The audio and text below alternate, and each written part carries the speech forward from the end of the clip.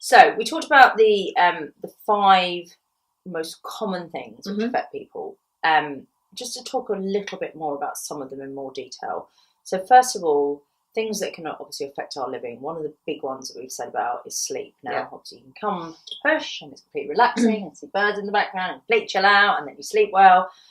If in your normal day-to-day life, how do you do it?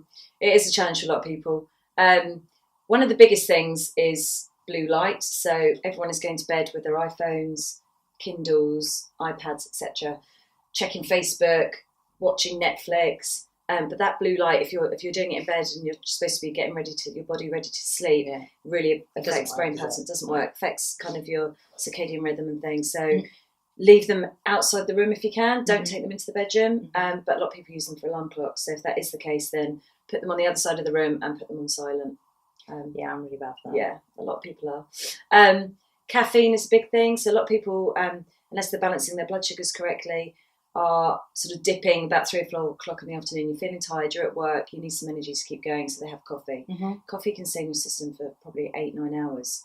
So if you're a bad sleeper and you're going to bed then at like 10-11 o'clock, you've probably still got a bit of caffeine in your system. So best to avoid caffeine. Staying hydrated, as always, which is one of the biggest things we try and get people to do down here, is drink lots of water. Not too hydrated just before bed. No, not too. If you're somebody who's prone to having to have a wee break in the middle of the night, try not to drink anything about half an hour before bed. But generally, your body should be able to sleep through the night by being well hydrated. Keeping socks on, simple thing. So many people go to bed with cold feet, and actually all it does is constrict your blood vessels, which then sort of tenses your body up a bit. So also excellent if you need to do a runner in the middle of the night. Yes, completely, absolutely. And so and obviously making sure your room is really good in terms of a sleeping environment. So it's dark, minimise noise as much as possible, minimise light.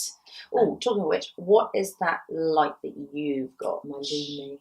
Love my Lumi. So what does it do? How does it work? So the Lumi is, it's just a light that has got a daylight bulb in it.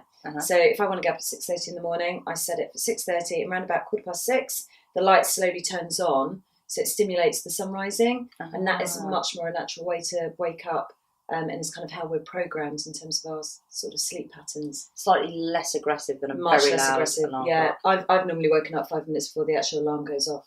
Or a cat tapping your face. Or the cat meowing, feed me, which is often quite the case.